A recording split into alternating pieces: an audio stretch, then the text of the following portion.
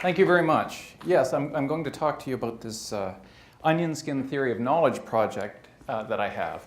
But I want to get your thoughts on the concept of information, right?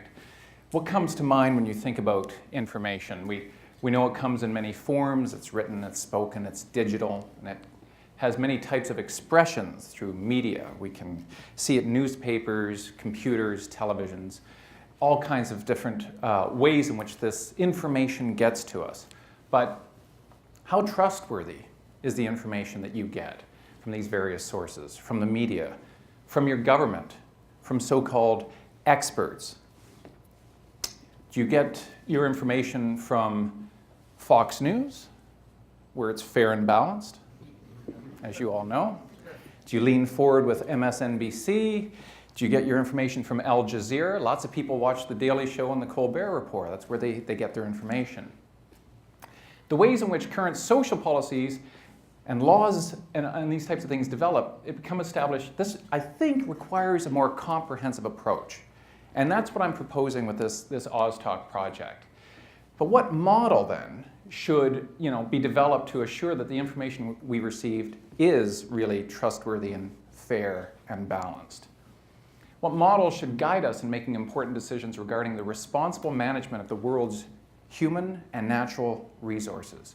So, I'm going to do a little shameless self-promotion. Okay? So I wrote this book, How to Become a Really Good Pain in the Ass, a critical thinker's guide to asking the right questions. And in this book, I ask 5 questions I think are so big, I call them the big 5. And the way in which we answer these questions tells us an awful lot about who we are, what we believe, and what we want to become.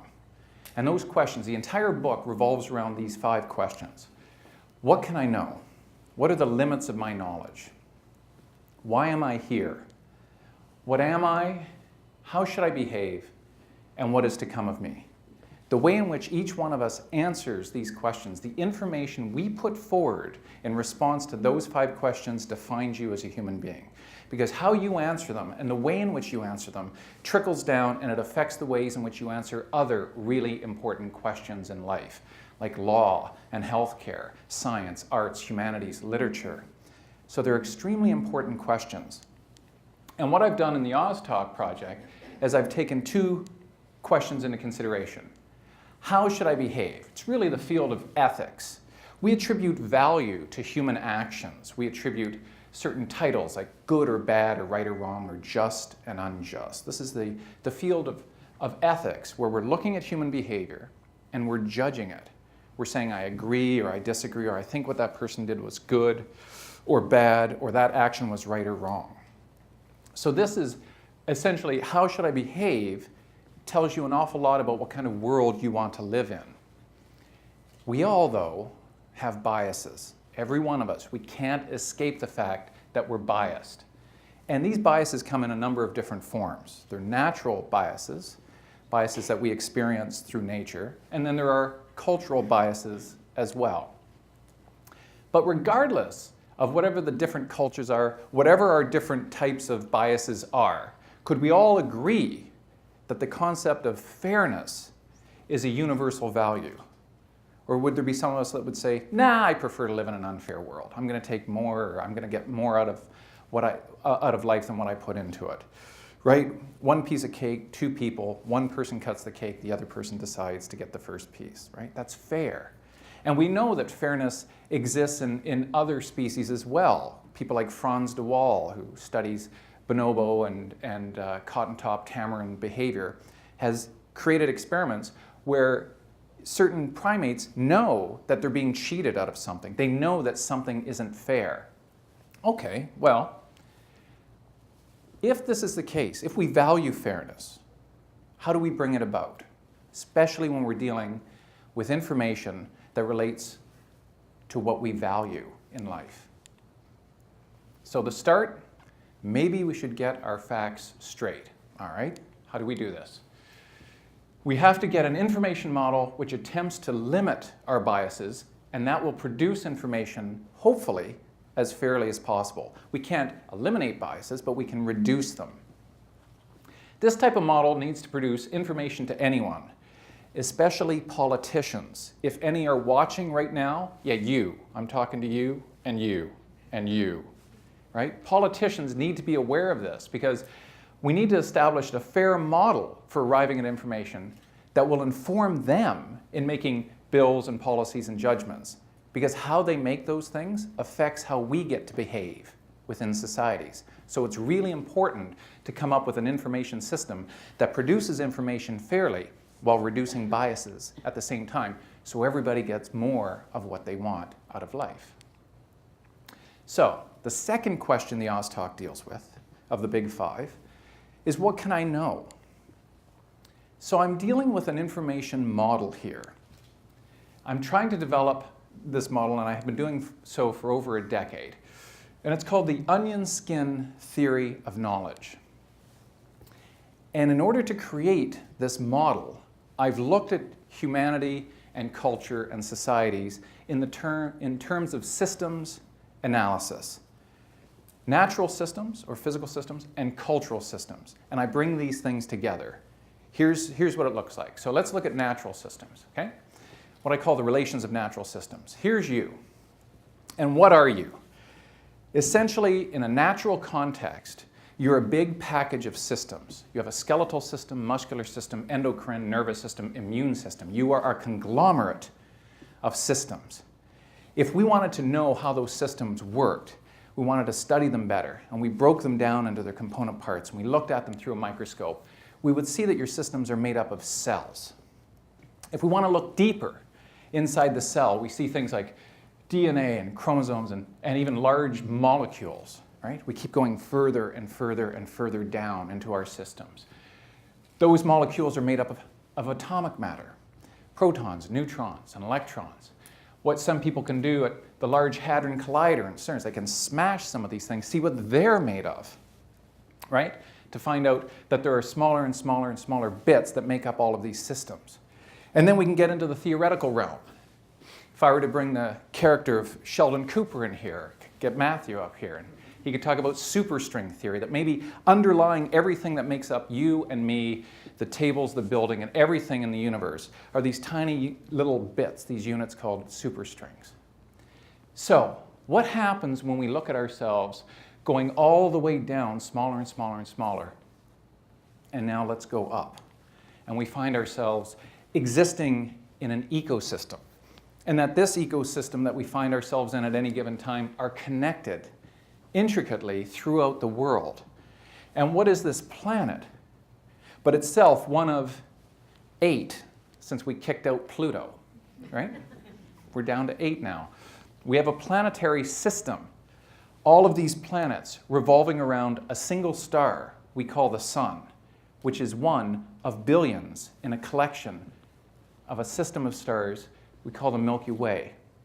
And that our galaxy is one of millions in what we would call galaxy clusters. And that when we look at all of space-time and perhaps all of the multiverses that could possibly exist, it staggers the mind as to, here you are. Look at yourselves as you relate to all of the systems in which you interact on a day-to-day basis. That's all of the natural systems that science can talk about. And the way in which we understand things operating at these different levels requires different forms of math and different forms of understanding. The holy grail of physics, Matthew might agree, is some kind of grand unified theory that can explain it all somehow. Well, we're not there yet. We might never be there. But at least in a single glance, you can see who you are and how you relate to all those systems. Those are all of the natural systems. But there are also lots of cultural systems, many. Here you are again, and here's your family. Actually, it's my family, and there's me, right? Your family influences how you think, as does your ethnicity, your education, right? Economics, politics, morality, agriculture, religion, business and industry, law, medicine, sports, transportation, communication, and the arts and humanities. So we have a lot of cultural systems through which we interact. You could not have gathered here today if it were not for some of those systems, right? These talks could not go out through the internet to the world if it were not for some of these types of systems. So what we have are a series of very, very intricate systems. What I have done is I take the natural systems and the cultural systems, and I bring them together and create this concept, this model that I call the onion skin theory of knowledge, because when you look at an onion and you look at its layers, what we can do is we can talk about how these systems go deeper into the onion, our knowledge of these various types of systems. We can use it as a metaphor and say, let's go deeper and deeper and deeper into the onion. My knowledge of quantum physics goes a scant couple of layers into the onion. Matt's goes much deeper. Once he starts talking math, he's lost me. I'm done. Right? So we can talk about the depth of knowledge, the depth of information in a kind of metaphorical way of all of these systems moving inwards. But the interesting thing about onion layers and onion skins is we can talk about their interconnectedness all the way around the onion. How do the various types of systems, both naturally and culturally, relate? Right? This is how complex a world we live in. So it's a very complex interplay of both natural and cultural systems. We and every other species on this planet then are basically system manipulating navigators. We move through these systems and we exploit the constraints within this kind of onion skin model in light of what we perceive to be valuable. We go after the things we think are valuable. Is your education valuable to you? So then you will pursue it. You will go through the systems necessary to get you to accomplish that goal, whatever it is, because you value that. Your parents value it. Your society values it. So we manipulate the various constraints that we can understand. So we can talk about not only how deep can we go into the onion about learning more about these various connections, but our breadth of knowledge as well as to how all of this information is interconnected. Now, this creates what I think is an interesting concept. You might have heard the term mindfulness being used before. Once you can open up your ability to see yourself in relation to all the systems in which you are involved, you develop this very powerful sense of mindfulness. You can realize your place within these complex networks of systems at any given moment, at any given time. People talk about being in the moment. Athletes talk about being in the zone. Musicians talk about being in the groove or flowing amongst these systems. You should try to tap into that. It's an absolutely amazing feeling. I don't know if you've ever had these experiences. I play basketball. I'm recovering from an Achilles tendon tear, so I'm not playing much these days. But there are times when I can simply get the ball, turn, shoot, and walk away because I know it's going in, because I'm in the zone. I'm also a drummer. And when I'm together with the right types of musicians and we bring music together in a particular way, we click. Something very powerful happens. To me, that's what's going on if we can see ourselves in the relations of all these various types of systems. So, how will the OSTOK contribute to more responsible development of social policies when we're trying to manage human and natural resources, right? Well, if we can understand the constraints of these complex networks, this is going to provide a more comprehensive set of models whereby we can make more responsible social policies. We're not just getting a slight marginal picture, right? A little couple pieces of the puzzle. We can see the puzzle much larger because we're incorporating our understandings of these intricate networking systems. Since we're individuals that are made up of a network of complex systems and we act within a larger and more complex network of systems, it follows that we need a model of information that faithfully and responsibly represents those intricacies of this entire complex network. And it's not going to be easy. How to develop a value system then, which accounts for so many causal interactions. Think of an example of crime. Somebody commits a crime. What have they done? They've broken a rule in society. Why did they break that rule? It's not as simple as black and white. Oh, they're a criminal. They need to be punished. Let's build more prisons. No. Let's find out more about all of the complexities that went into that person's life that made them break that rule. in the first place. Then we can better understand what their motivation is, their intentionality. Then we can better understand what were those systems that were involved in that person's life that led them to commit that particular crime at that particular time. And then we can deal with things perhaps before they get to that level. What will be the guiding principles of system manipulating navigators in the future? In other words, yours. What values are you going to have? What ways of understanding are you going to develop? We must establish common values and common goals which emerge from the ways in which all nations throughout the world respond to the Big Five, because those are the most important questions we can possibly answer as human beings on this planet. This isn't going to be easy, and it's not going to be cheap, so I'll need to see philanthropists and millionaires at the break, if that's okay. I've developed a site, OSTOKproject.com. You can visit it, you can look at it, you can find out more about what I'm trying to do. I think we have to honestly consider and establish common global values as they relate to the OSTOK and the Big Five if we want to be fair. If we don't want to be fair, that's fine. We can come up with some other type of system. But if we do value fairness amongst our own societies and throughout the rest of the world, then I think this is a pretty good idea. So I've approached members of Parliament in Ottawa, and they are looking into backing this. So it may have some kind of influence on politicians, at least in Canada. We have to apply global values to matters like global sustainability, environmental issues, health law, human rights, and then have this reflected in the responsible management of human and natural resources.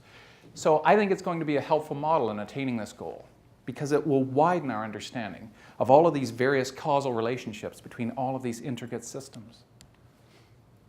So it's intended to be like a kind of consumer's report for responsibly attained information. It should be reliable and trustworthy, and we should be wary of the biases that go into it. I'm going to put controls in place to monitor and ensure that biases cannot overthrow or overtake. Nobody can utilize this for any political means. I think people want to trust the information they receive. They will enjoy going to a repository of information that provides trustworthy information.